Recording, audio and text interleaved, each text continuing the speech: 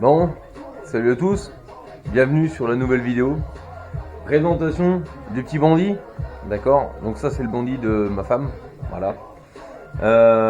On va essayer de vous expliquer, je vous mettrai des photos de l'état de la moto quand on l'a récupérée.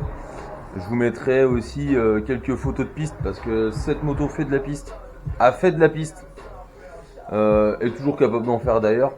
Mais du coup, à la base on l'a récupérée, c'était pas joli, c'était même très loin d'être joli. Et du coup, j'ai envie quand même de vous présenter cette moto qui a quand même quelques petites anecdotes assez sympas. Donc je vais vous laisser sur le reste de la vidéo, restez bien jusqu'à la fin. Il y aura d'autres explications par rapport à ce qui va suivre, par rapport au développement de la chaîne, parce que du coup c'est que le début de la chaîne pour le moment. Donc ne vous inquiétez pas, je vous explique tout, on voit ça ensemble. Et au pire des cas, on se voit tout de suite et je vais vous faire le tour de la bécane. Et puis du coup, je vous laisse découvrir encore ce qui reste à faire dessus pour qu'elle soit nickel chrome parce qu'elle est loin d'être nickel quand même. Même si le moteur maintenant tourne très bien. Elle est loin d'être nickel, mais voilà. Je vous laisse là-dessus. Je vous dis à tout de suite. Enfin, à tout de suite pour vous, pas pour moi parce que maintenant il faut que je déplace la caméra et tout. Et je vous fais faire un tour de la bécane et je vous explique un peu comment ça se passe, ce qu'il y a à faire, ce qui a été fait et du coup faire le tour de la moto et présenter la moto de ma femme tout simplement. Voilà, allez à tout de suite.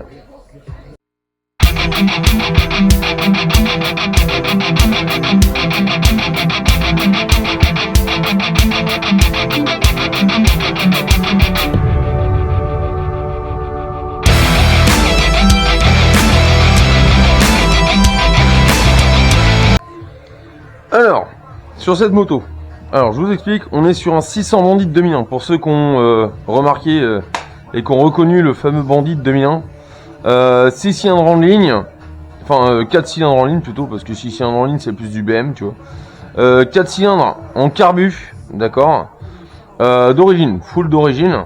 Alors, on peut voir sur cette moto, et je vais vous faire vraiment le tour après, c'est qu'elle a bien vécu. En fait, on a récupéré cette moto. Elle était en train de pourrir sous une bâche dehors. Donc elle est restée pendant 2 ans et demi sous une bâche dehors. Et quand nous on l'a sauvée, j'essaierai, peut-être après ou avant, je ne sais pas. Je vous mettrai peut-être des sous-titres. Je vais essayer de retrouver le premier démarrage qu'on a fait avec cette moto. Parce qu'elle tournait sur 3 cylindres, il n'y a rien qui allait, du mal à redescendre en régime et ainsi de suite. Et en fait, ce qui s'est passé sur cette moto quand on l'a récupérée, quand on l'a sauvée du coup, c'est que pour la première vidange, on s'est retrouvé avec 7 litres et demi d'huile dans le moteur. Je sais pas si vous vous rendez compte, non, c'est 3 litres 6 dans ce moteur là. Là on s'est retrouvé avec 7 litres et demi, donc ce qui a été énorme. Et alors soi-disant qu'elle était sortie par l'ancien propriétaire de révision juste avant la vente et ainsi de suite. On a bien vu que de toute façon c'était vraiment pas le cas et qu'elle a été un peu maltraitée cette moto. On a été la récupérer avec le carénage arrière gauche, enfin la coque arrière, mais côté gauche qui était complètement éclaté. Il nous a refilé le phare avant qu'on peut voir ici, qui est un petit peu cassé maintenant. On peut voir que les chromes qui sont là, tout est piqueté, tout est même là. Hein, ici on voit, ici il y a du chrome sous le noir du compteur. Donc enfin voilà, c'est pas ouf. On peut voir aussi qu'elle a fait de la piste cette moto. Alors à l'heure d'aujourd'hui, elle n'en fait plus de piste parce que du coup j'ai préparé une moto de piste à ma chérie, comme ça elle peut rouler sur piste sans avoir peur de casser la sienne. Donc du coup elle a quand même fait de la piste le 28 2022, en 2023 elle l'a fait 2 fois en 2 journées. Et c'était avec la Team Player pour ceux qui connaissent, voilà. Le petit logo est ma marque de vêtements, pour ceux à qui ça dit ou de m'envoyer un message. S'il y en a certains qui en veulent, je peux leur envoyer des photos des vêtements, parce que du coup on a des vêtements du groupe, voilà. Qu'est-ce que je peux dire sur cette moto? Je peux dire que sur cette moto, de base, avant que le compteur marche plus, parce que là on va bien voir qu'il s'allume, voilà, on voit les aiguilles qui fonctionnent, mais le compteur ne fonctionne plus, il n'y a que le contour qui fonctionne. Et quand on roule avec un petit moment, en fait déjà ça nous affiche plus le compteur journalier, il ne marche plus, on ne sait pas pourquoi. Il n'y a que le compteur qui fonctionne, donc voilà. Donc quand le compteur a arrêté de fonctionner, c'était à 47 187 km. Entre temps elle a refait plein de kilomètres avec, hein. On a fait le mariage, on a fait des balades, on a fait des événements, donc elle a refait beaucoup plus de kilomètres que ça, mais c'est pas grave, de toute façon elle est ultra entretenue cette moto, on y fait énormément attention. En même temps, quand je vois ce que ma femme a mis dedans pour la rénover cette moto, on y fait vraiment gaffe. Alors, sur cette moto, ce qu'on peut voir, c'est que on part sur un 600 Bandit de 2001, donc on sait qu'elle a quelques années derrière elle. Elle n'a pas été super bien traitée par l'ancien proprio, ce qui est vachement dommage. On peut voir que le moteur il est piqueté un peu de partout, donc ça c'est l'humidité, hein. C'est quand on frotte avec le doigt, bah là forcément ça part plus parce que c'est tellement usé que voilà. Mais on peut voir, hein, sur les doigts c'est voilà, c'est un peu sale. C'est après je vais pas mentir, on est dans le garage est pas super propre non plus, donc bon voilà. Ce qu'on peut voir par contre c'est tout ce qui est marque ici de rouille. Alors les rouilles là, rouille en bas du en bas du réservoir, même sur le cadre il est piqueté. Je sais pas si vous allez le voir si je vous rapproche. Là le cadre est piqueté. Le pire qu'il y a sur cette moto, c'est les têtes de fourche. Alors je sais pas, attends, je vais peut-être me mettre de l'autre côté. Je sais pas si vous voyez vraiment bien les têtes de fourche qui sont là. Alors là, les têtes de fourche qui sont massacrées. Faut quand même pas oublier que la moto elle est restée 2 ans et demi dehors. Nous on l'a récupérée, elle était vraiment dans un sale état, hein. Maintenant la moto en elle-même roule très très bien. Elle est montée avec un kitchen neuf, donc d'origine, kitchen d'origine neuf. 2 pneus en Road 6. Parce que je pense que si vous avez vu la dernière vidéo, ma meule de piste est équipée en Road 6, celle-ci aussi. La meule de piste de ma chérie est aussi en Road 6. Depuis qu'on a testé Road 6, vous inquiétez pas, sur piste, que ce soit en débutant ou en intermédiaire, vous en avez largement assez, il n'y a pas besoin d'avoir 2 montes de pneus, suivant le circuit bien sûr. Si vous êtes au Vigan avec des Road 6, vous pouvez pas rouler sous flotte. Par contre, si vous êtes à Fontenay sous pluie, vous pouvez rouler avec des Road 6 sous flotte, il n'y a aucun problème. Alors on peut voir que sur ce bandit, bon, il y a des petits pocs un peu partout. Bon voilà, on peut voir des grosses marques de gravier, là, on sait pas trop ce qui s'est passé. Ça a été une fois où ma femme elle a été au taf et il y a quelqu'un qui lui a arraché le cul du bandit avec un casier de la poste. Donc bah forcément ça a rayé le carénage. Et puisque le carénage qu'on en double il est encore pire que ça, bon on l'a jamais changé pour le moment. Voilà. Ensuite ici vous pouvez voir le petit Grumpy. Alors pourquoi Grumpy ? Parce que d'ailleurs il est pas axé. Voilà. Le petit Grumpy en fait c'est le surnom de cette moto qu'on peut voir ici, de ce côté là, qu'on peut voir aussi de ce côté là. En fait Grumpy c'est parce que ma chérie c'est une grincheuse. Voilà.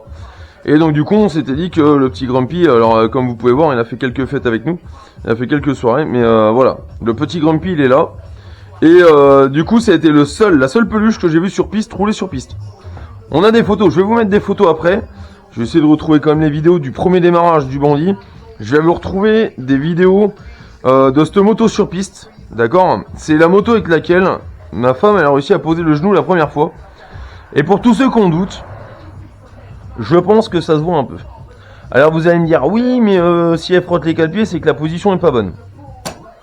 J'ai envie de vous dire, je vais vous mettre les photos après, vous allez comprendre, vous inquiétez pas. Je pense qu'à mon avis, le bandit, le seul problème qu'il y a, c'est que, parce qu'il n'y a pas qu'un côté, hein, vous inquiétez pas. Je pense que de ce côté-là aussi, on peut le voir. Ça a bien frotté. Donc ça a été fait à la base, hein, quand on l'a récupéré. Vous inquiétez pas pour ceux qui débutent sur piste aussi, qui n'ont pas les moyens d'acheter une meule de piste ou quoi que ce soit, vous prenez un bandit, ça fait l'affaire. Ne vous inquiétez pas. Ne croyez pas que parce que c'est un bandit, que c'est lourd, que c'est machin. Un bandit, c'est joueur. C'est vrai qu'au niveau châssis, c'est mou. Pas de problème. Mais vous inquiétez pas, sur piste, ça fait un ravage. Ça marche très bien, il n'y a aucun problème. Même moi, des fois, qui roule en Hornet, je roule avec le bandit. J'adore cette moto, c'est marrant. Le seul petit défaut qu'il y a, c'est que ici, bah, quand t'es au ralenti ou que t'as un feu rouge, bah, ça chauffe énormément sous la cuisse. Mais sinon, il n'y a aucun problème avec cette moto. Sinon, qu'est-ce qu'on peut dire sur cette bécane ? Alors, cette bécane, faut savoir qu'on lui a, donc, première vidange, 7 litres et demi d'huile. 15 jours après l'avoir acheté, on a été au Vigan, roulé pour la première fois, donc ma chérie c'était la première fois qu'il roulait sur piste avec moi. On a roulé au Vigan, parce qu'on s'est bien fendu la gueule quand même. Et en rentrant du Vigan, elle a été faire quelques petites balades, elle a été au taf avec la moto. Bon, la moto roulait pas foufou, mais voilà. En fait, ce qu'on a fait, c'est qu'il y a un moment où elle a perdu tellement d'huile qu'elle s'est retrouvée sur sa botte de moto à gauche, donc tout ce côté-là, d'accord ? Sur tout ce côté-là, du niveau de sa botte jusqu'à l'arrière de la moto, il y avait de l'huile partout. Donc, à ce moment-là, on avait décidé de descendre le moteur. Et en fait, j'avais dit à ma femme, je lui ai dit, écoute, on pose le moteur, on descend le moteur. D'ailleurs, je suis en train de voir qu'il y a une fuite de joint de culasse. Là. Bon, on va peut-être avoir un peu plus que prévu à faire. Enfin bref. On avait dit, voilà, je lui ai dit, je descends le moteur. Une fois que le moteur est descendu, on ouvre tout, on change tout et on remet le moteur à neuf. Donc sur ce moteur, qu'est-ce qui a été fait? Il y a eu le nettoyage carbu complet, neuf. Les pipes d'admission sont neuves. Le cache culbuteur, le cache d'arbre à cam qui est ici, il est neuf. Le joint est neuf. L'embrayage de l'autre côté, il est complètement neuf. Le kitchen est neuf. Tous les joints moteurs, que ce soit joint ici. Alors, apparemment là, j'aurais peut-être une légère fuite d'huile. Donc ça me plaît pas. Faudrait que je vérifie après. Tout ce qui est joint d'alternateur, joint de carter, joint de joint du cache culbu. Toutes les pipes d'admission sont neuves. Les retours d'huile que vous voyez là, les durites, les grosses durites là qui viennent de là-bas tout en dessous, qui remontent jusqu'en haut, c'est neuf. Toutes les vis sont neuves. Le kitchen est neuf, les pneus sont neufs. Qu'est-ce qu'on n'a pas fait sur cette moto en vrai? Parce qu'en vrai, il faut savoir qu'on a démonté même l'embrayage. Je vais vous mettre des photos. On a démonté l'embrayage. L'embrayage, il était pété dans tous les coins. On n'a pas abusé, on l'a pas cassé nous-mêmes, hein, vous inquiétez pas. On a démonté l'embrayage. Les disques étaient complètement pétés dedans et tout, donc voilà. Sinon, il y a l'embrayage qui est neuf, du coup. Les carters sont neufs. Bon, là, du coup, ça se voit plus trop parce que bon, on roule plus beaucoup. Tous les joints moteurs sont neufs, sauf le joint de culasse. Lui, on n'y a jamais touché.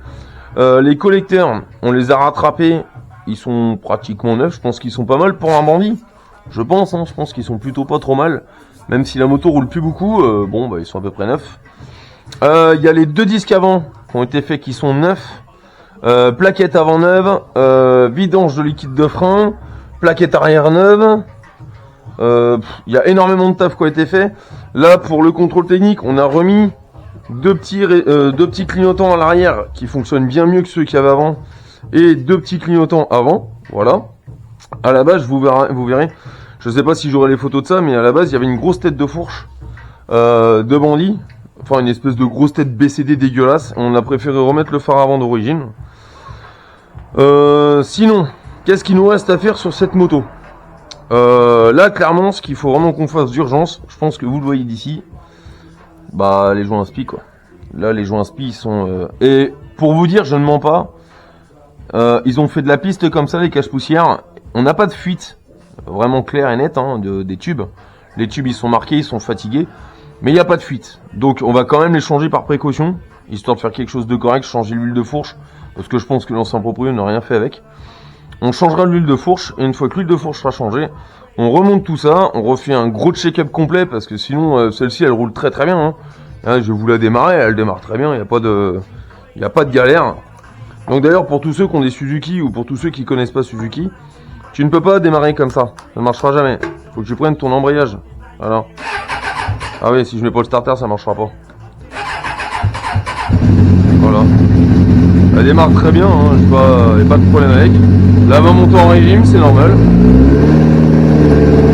Vous voyez, elle tourne très très bien. Donc faut savoir que, vous allez voir avec les vidéos, à la base elle tournait pas comme ça du tout. Hein. Là vous voyez, regardez, le régime il est stable. Bon là c'est normal, ça monte, c'est parce que du coup là le starter, hein, là s'il baisse, voilà. Bon là elle est froide, on va éviter de... Oh elle est froide.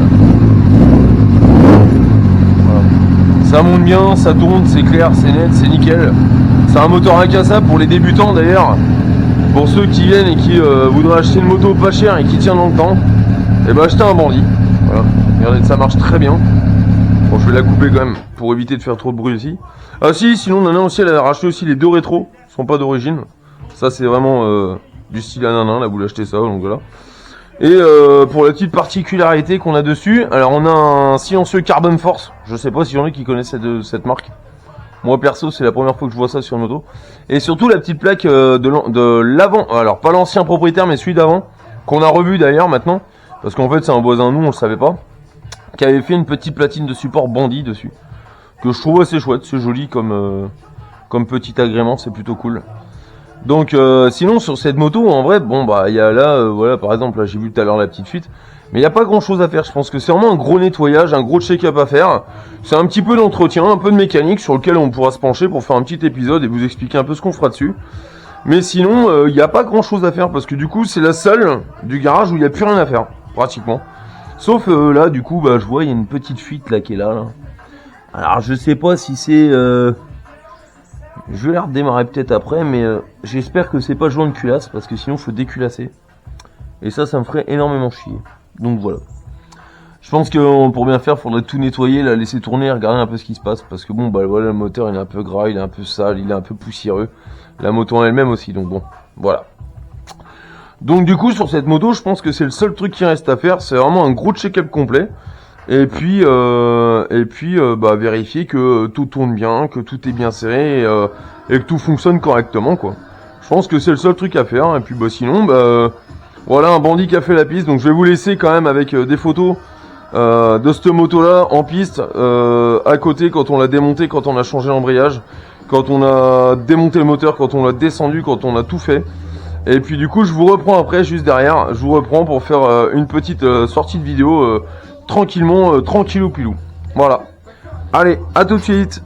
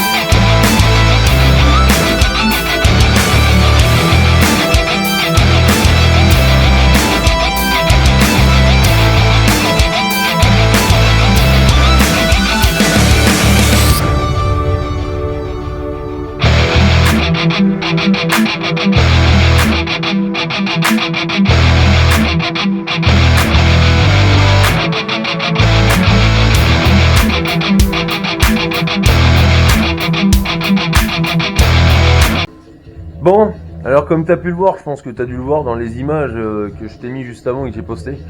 Voilà, il y a eu quand même pas mal de taf fait sur cette moto. Là, elle tourne très très bien. Bon, là, je vois qu'il y a une petite fuite au niveau du joint de culasse, mais rien de bien méchant, je pense. On va vérifier quand même. Maintenant qu'on a le compressiomètre, qu'on a tout ça, on va nettoyer la moto, on va faire un petit check-up. Je pense qu'on fera quand même quelques épisodes dessus parce qu'il faut quand même qu'on vérifie les joints spic, il faut qu'on change quand même dessus. Regardez pourquoi le compteur ne fonctionne pas. Parce que ça c'est vraiment. Alors le contour c'est bien, mais bon bah sur route ouverte c'est pas non plus ouf parce que pour trouver ta vitesse vraiment correcte, bah tu l'as pas, donc c'est pas cool. Faire quand même je pense un petit nettoyage de tout ce qui était de fourche. Regardez si on peut rattraper, je pense pas, mais rattraper les petits pigments qu'il y a sur le phare et sur le compteur. Tout nettoyer, faire un petit check-up, une petite vidange, changement de bougie et puis feu.